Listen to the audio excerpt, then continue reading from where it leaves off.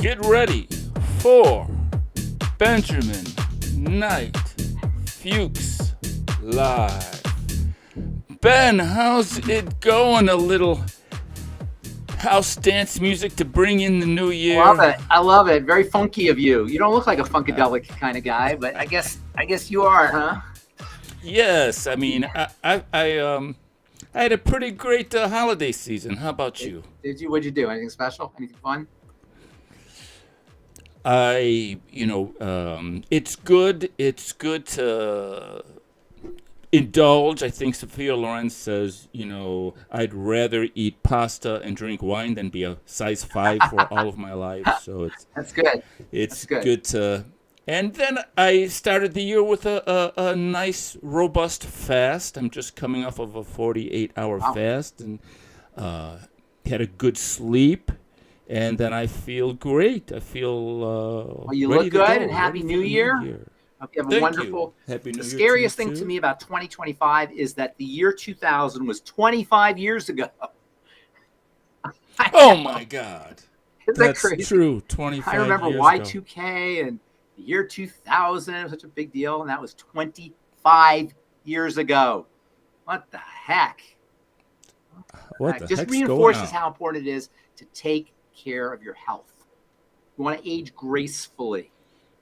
In the year 2020, I was Yes, going into my absolutely. 40th year. Now I'm going into my 65th year.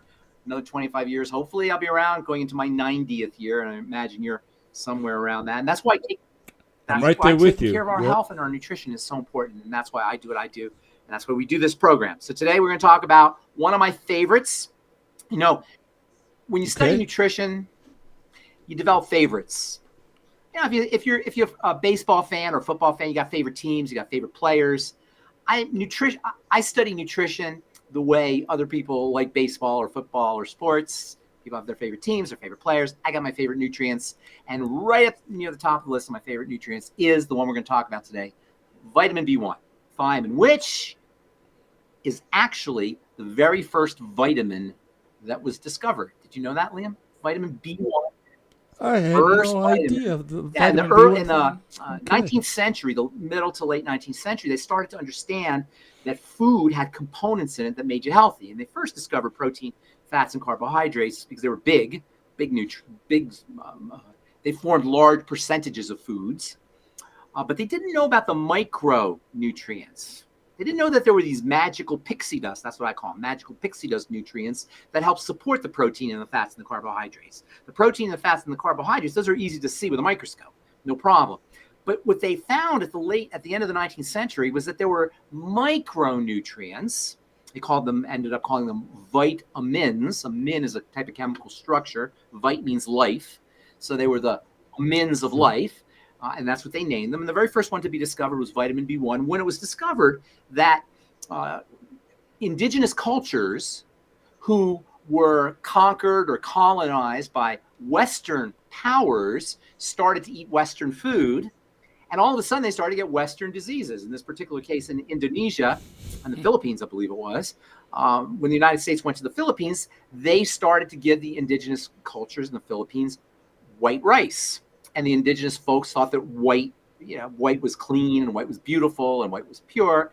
So they associated modern lifestyles in the West with white.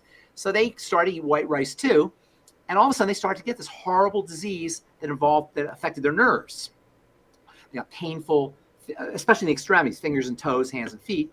And they started to get burning sensations, numbing sensations, tingling sensations. Today we call this neuropathies. And because it was on the periphery, the extremities, they called it peripheral neuropathy.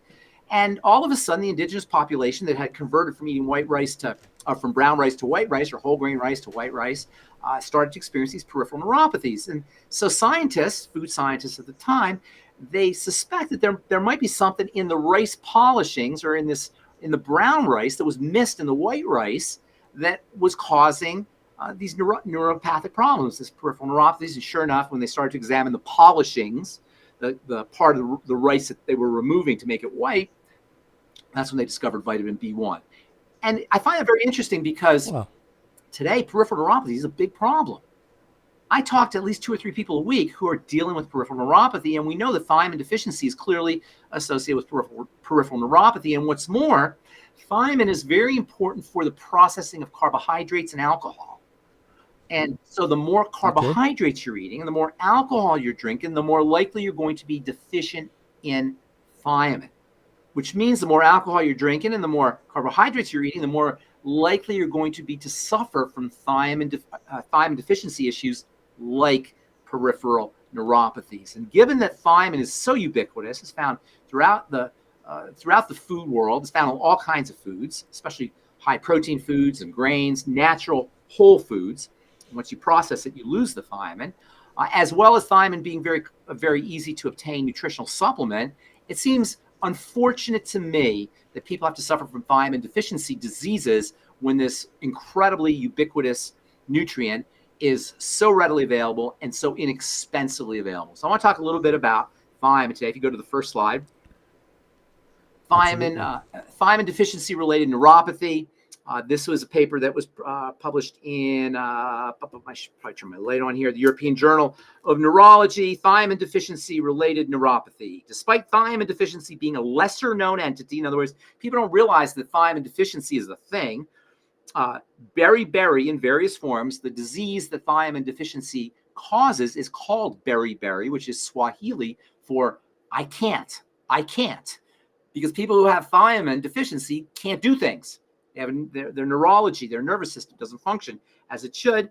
And so, according to this paper anyway, thiamine deficiency related neuropathy presents with predominant lower limb weakness exacerbated by vomiting, poor intake, etc. Thiamine deficiency related neuropathy remains endemic, and this is a paper that was done on folks who live in India. We suggest clinical improvement was improved within 24 hours of thiamine supplementation. Again, the more grains you're eating, bread you're eating, refined carbohydrates you're eating, sugar you're eating, the more alcohol you're drinking, the more likely you're going to be to suffer from from thiamine deficiency related diseases, including peripheral neuropathy. Okay, next slide. I find this very interesting because the nervous system, thiamine is very important for the neurology, the nervous system, as we said. The nervous system regulates the intestine. And when the intestine is not moving as it should, when there's neurological issues that affect the intestine, constipation ensues. And this is a hidden cause of a very serious problem, constipation. I can't tell you how many people I talk to who are dealing with constipation issues, and most people think of foods, which are definitely involved in the incidence of constipation, eating the wrong kinds of foods, clogging type foods. But thiamine deficiency is also associated with constipation. This is a paper from the British BMC Gastroenterology. This is from, when was this from? From 2024, last year. Research uncovered an inverse relationship between the consumption of vitamin B1 and the occurrence of chronic constipation. That means inverse relationship means lower B1 levels, higher incidence of constipation, higher B1 levels, lower incidence of constipation. One possible explanation for this phenomena is that the consumption of vitamin B1 in one's diet is linked to softening of the stools and an augmented occurrence of colonic peristalsis. That's the neurology that's associated with the propulsion of food outside the body. So for chronic constipation issues, you could very well be dealing with a vitamin B1 deficiency, particularly if you're a sugar eater, a carboholic, or you're drinking a lot of alcohol. Next article.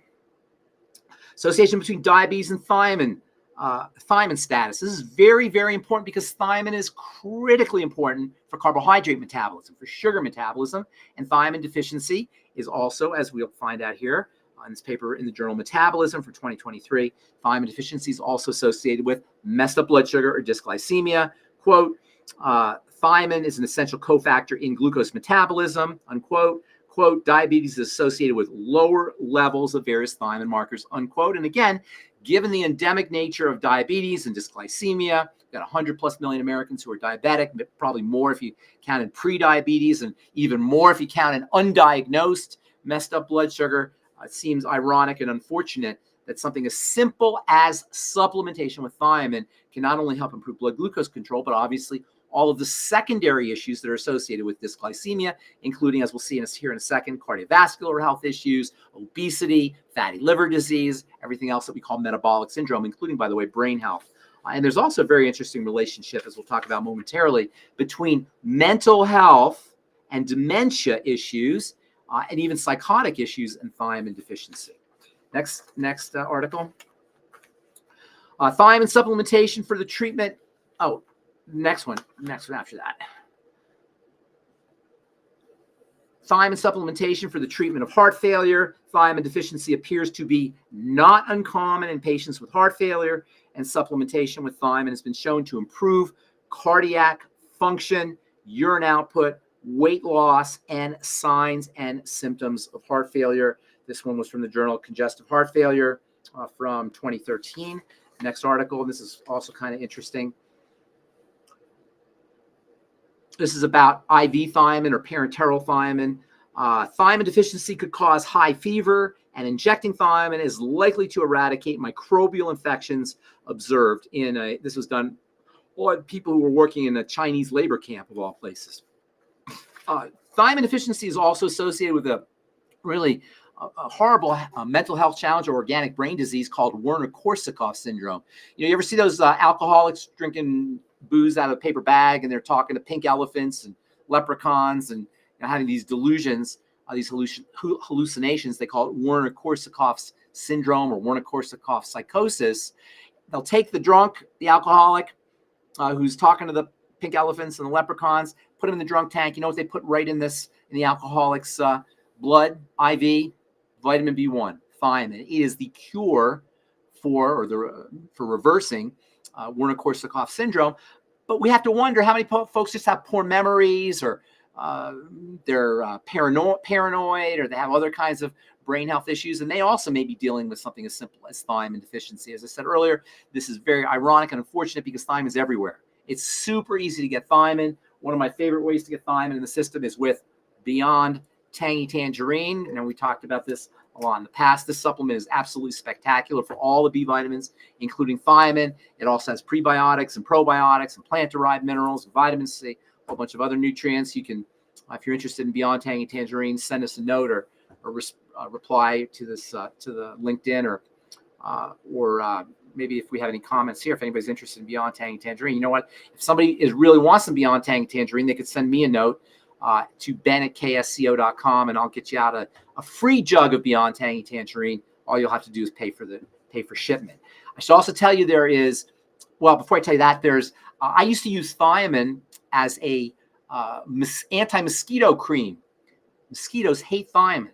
And the more thiamine you supplement with, the more thiamine is going to come out in your sweat, and the less likely you're going to be to get bit by mosquitoes. And I actually used to make a thiamine cream for people who were going camping and they didn't want to have to deal with mosquito bites. And you'd rub this thiamine cream on your skin, and mosquitoes wouldn't bite you. You can make your own thiamine anti-mosquito cream simply by taking a thiamine capsule or thiamine powder of some kind and putting it in your favorite cream and rubbing it on your body. You do need to use it quickly. The THI part of thiamine refers to sulfur.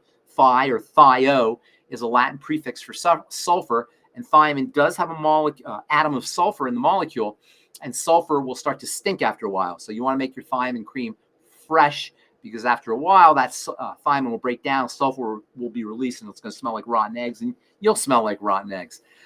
And there's also, I should tell you, there's another form of thiamine. Most thiamine is thiamine hydrochloride, and that's the most common form of thiamine. But there's a fancy schmancy form of thiamine that you might want to consider if you're dealing with diabetes, or you're a carboholic, or an alcoholic, or have heart failure issues, mental health issues. You just want to get more thiamine in your system. It's called benfotiamine. benfotiamin. Benfotiamine. And if you have constipation, it's a wonderful nutritional supplement you could take to alleviate constipation, as well as to improve peripheral neuropathies and cardiovascular functioning and blood sugar control and mental health. You can use regular thiamine, but benfotiamine is really cool. One of the reasons why thiamine deficiency is such a big problem is because of the RDAs, the so-called recommended daily allowance, which is pathetically low. I think the recommended daily allowance for adults of thiamine is somewhere on 1 or 2 milligrams. very tiny amount. You really need 100 milligrams, 200 milligrams, 300 milligrams. Personally, I take sometimes 600 milligrams of benfotiamine. So you can take super high doses of thiamine. You want to make sure you're drinking a lot of water with your thiamine. It's a water-soluble nutrient. And you also want to make sure whenever you take one B vitamin, whether it's thiamine or whether it's niacin or whether it's pantothenic acid, which we'll talk about here in a couple of, maybe on our next video, because that's another very underappreciated B vitamin. You always want to take them as a complex. You want to take the entire B complex. If you're going to take benfotiamine on its own, take it with all of the B complexes. If you're going to take thiamine, hydrochloride on its own, take it with Beyond Tangy Tangerine or some other source of the entire B complex. If you want to get your thiamine from foods, as we said earlier, high protein foods, organ meats, chicken, pork, beef, eggs are all good sources of thiamine, and grains as well, as long as they're not processed. Thiamine, because it's water soluble, comes out in water. So when if you're boiling your vegetables or somehow your food is interacting with water on some level, you very likely will lose the thiamine. So supplementation is probably a good idea, even though thiamine can be found in all kinds of different foods. Outstanding info. So beriberi is I can't. I can't. And there's dry berry. There's a GI beriberi. Is I can't for your gastrointestinal system. So if you're dealing with a gastrointestinal problem, it's very possible this gastrointestinal issue, whether it's constipation or any kind of digestive issue, really, could be secondary to thiamine deficiency and a sign of what they call GI, gastrointestinal beriberi. I've got a friend that I've known for a long time, and he's had chronic constipation issues, sometimes like weeks, without a bowel movement. Oh my gosh! And so, and so the doctors were completely, they had no idea. They just say fiber. So it could be a thiamine deficiency. Again, the RDA is so low. If he's trying to get his thiamine just from a multivitamin and he's not eating correctly, he's not eating thiamine-containing foods, or even worse, he's eating refined carbohydrates, it could very well be a thiamine deficiency. And this, by the way, is also very important for kids who are going off to school with Pop-Tarts and toast and potatoes, and they're not getting thiamine-containing foods. They go off to school thiamine deficient. It could be a reason why kids suffer from aggressive behavior, emotional issues, learning problems, attention deficit disorder. These can all be related to thiamine deficiency, secondary to excessive consumption of carbohydrates in combination with a lack of nutrition, with malnutrition and thiamine deficiency. And so you said thiamine is water soluble. I know with vitamin C that there's, I used to, whenever I was feeling, under the weather, before I found out about Tangy Tangerine, I used to take vitamin C to bowel tolerance. Yeah, vitamin C is actually kind of a laxative. It doesn't give you a comfortable bowel movement though. So it's not a great laxative. It makes you kind of crampy and bloaty before you have your bowel movement, because vitamin C pulls water into your intestine, and that's how it's called an evacuant. What do they call it? An osmotic evacuant. Evacuant means evacuant. In other words, you're evacuating your bowels. It works by osmosis. It pulls water. Right. And so thiamine works differently. Thiamine works on the nerves, on the neurology of the intestine. Okay. The neurology of the intestine depends on the B vitamins, particularly on thiamine, for healthy functioning. Under thiamine deficiency, the neurology doesn't work, and the nervous system in the intestine doesn't work as effectively, and that accounts for sluggish bowels. That's above and beyond the way a laxative would work, a stool softener and such would work. Although one of these papers, they did talk about thiamine having a stool softening effect. Mostly it involves the neurology. As we said, thiamine deficiency causes neurological issues. And when people think of neurology, they don't always think of the neurology in the lower GI, in the colon. And the colon is the second brain. Absolutely. The second brain. Right. Right. All right, Ben. Fantastic podcast for the launching the Happy new 2025. Year. Once again, happy 2025. Yeah, contact send me a note. Ben at what? How do we contact you? If you pay for shipping, I'll send you a free Beyond Tangy Tangerine. Free Beyond Tangy Tangerine. This stuff save your life. I'm telling you, I'm a big fan. All right, everybody. Happy New Year. Thanks for watching, and we'll see you next time. All right, take care. Bye-bye, Ben.